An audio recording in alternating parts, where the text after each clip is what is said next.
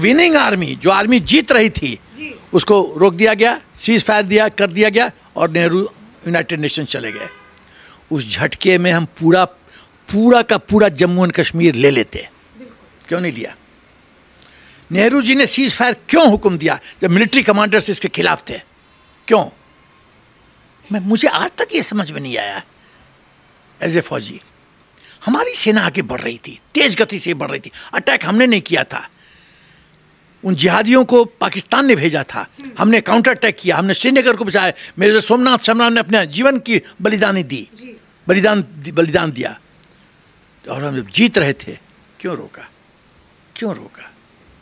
हम पीओके ले लेते, हम गिलगिट ले लेते, बल्किस्तान ले, सब कुछ ले लेते, क्यों नहीं लेने दिया? बतौर फौजी आज भी कसक है मन के अंदर सर?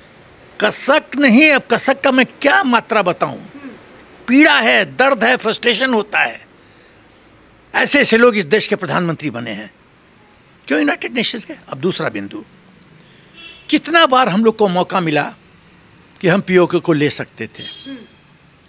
पहला 1965 की लड़ाई हम जीत गए थे जी। उस समय हम जब ताशकंद गए थे, हमने क्यों नहीं अपने टर्म्स कंडीशंस में डाला? जो विजयी होगा वो टर्म्स कंडीशन सेट करेगा कि जो लूजर होगा वो किसी देश के मदद से वो टर्म्स एंड कंडीशन सेट करेगा। हमने क्यों नहीं कहा कि हम जीते हुए क्षेत्र को तब लौटाएंगे जब हमारा क्षेत्र है वापस करो, महाराजा हरि सिंह का क्षेत्र वापस करो पूर्ण रूप से जी। दूसरी गलती, 1971 के बाद 1972 में जुल्फिकार अली भुट्टो शिमला आए थे। पाकिस्तान की आर्मी ने भुट्टो को कहा था, इंदिरा जो मांगती है दे देना, खाली हाथ मत आना, 93,000 प्रिजनर्स को लेके आना वापस, नहीं तो तुम्हारी खैर नहीं। ये पाकिस्तान की आर्मी ने भुट्टो को बोला था। और भुट्टो बेनज़ीर को साथ लेके आया था ये बताने कि देखो मैं राजनीति में हारा हुआ स्थिति में हूँ, देखो मैं कैसे जीतता हूँ। बेनज़ीर को साथ लेके आया था। अब शिमला में जिस होटल में थे, उस समय पीएन हस्कर एडवाइज़र थे इंदिरा गांधी के, तो भुट्टो ने पीएन हस्कर को कहा कि मैं मैडम से 2 मिनट के लिए मिलना चाहता हूँ 1 to 1। हस्कर तो कश्मीरी ब्राह्मण था, बहुत तेज था, बोला नहीं मिल सकते। वो समझ गया गेम खेलेगा कुछ, नहीं मिल सकते। बोला आप मैडम को मेरी सूचना दे दीजिए बात कि मैंने आपसे ये कहा है। अब ये बड़ा डिप्लोमेटिक इश्यू हो गया। जब इस तरह का संदेश आता है तो मैडम तक तो पहुंचाना पड़ेगा। तो पीएन हस्कर ने कहा कि जुल्फिकार अली भुट्टो ये कह रहे हैं। बोला ठीक है ले आओ, मीटिंग मिलने के लिए तैयार हूँ 2 मिनट के लिए। अब जो जिस रूम में जुल्फिकार अली भुट्टो और इंदिरा गांधी दोनों 1 to 1 थे, उस समय बोलूं कि ना बोलूं? बोल देता हूँ। नहीं, इससे हमारा इंटेलिजेंस एजेंसीज कंप्रोमाइज़ होती है, इसीलिए मैं सोच रहा हूँ बोलूं कि ना बोलूं। चलो बोल देता हूँ।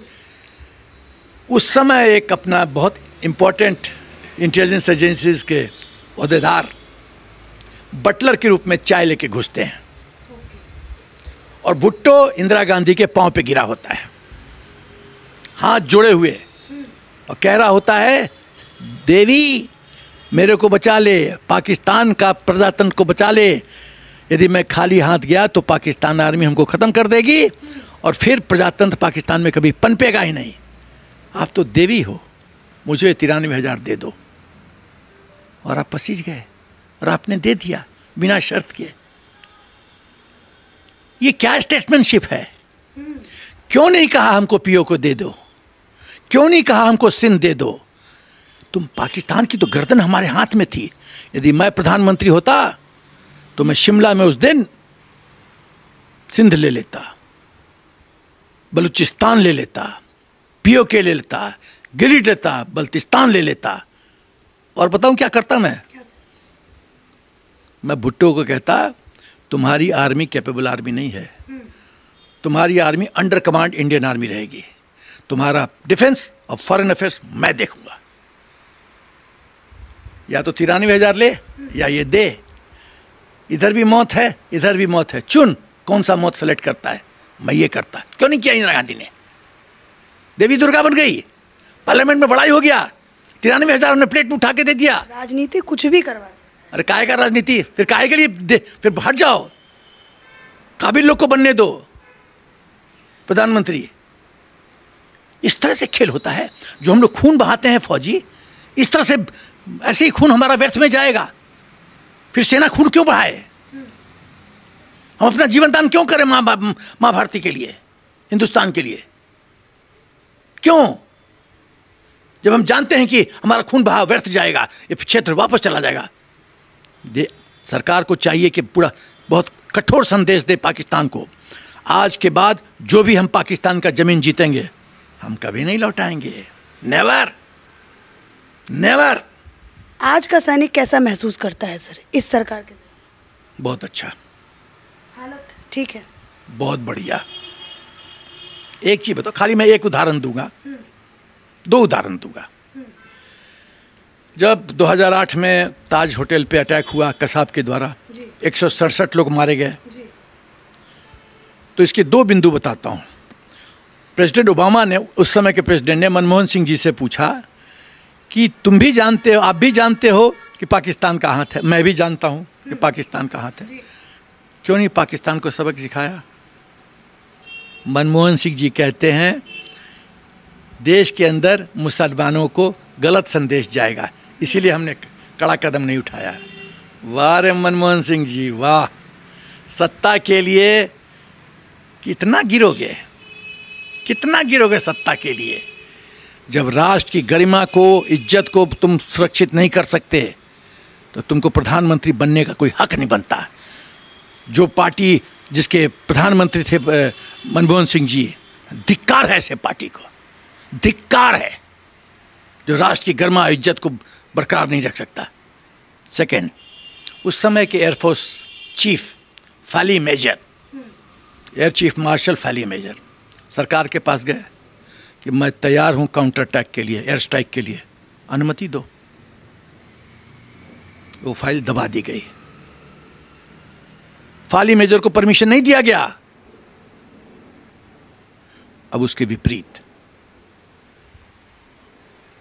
जब पुलवामा में सीआरपीएफ के जवानों की हत्या होती है पाकिस्तान जिहादियों के द्वारा, तो मोदी जी का हर एक सेंटेंस ध्यान से सुना करो तुम लोग जर्नलिज्म में। उन्होंने क्या कहा था?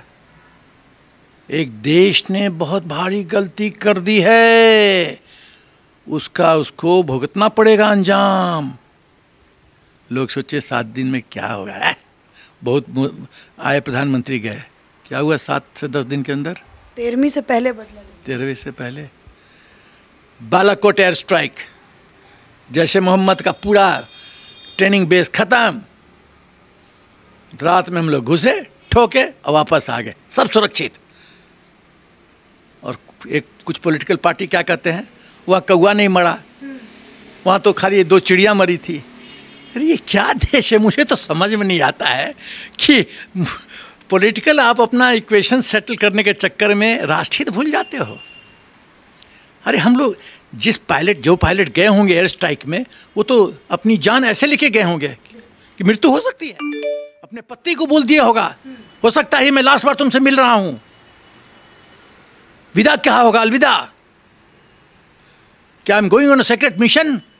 और हम लोग फौजी अपनी पत्नियों को भी नहीं बताते हैं किस मिशन में जाते हैं, नहीं तो पंगा हो जाएगा। One loose statement and we are gone. बोला होगा मैं सीक्रेट मिशन पे जा रहा हूं, हो सकता है लास्ट बार देख रहा हूं तुमको। समझ सकती हो कितना पीड़ा एक फौजी का, किस किस मोड़ से आज फौजी गुजरता है।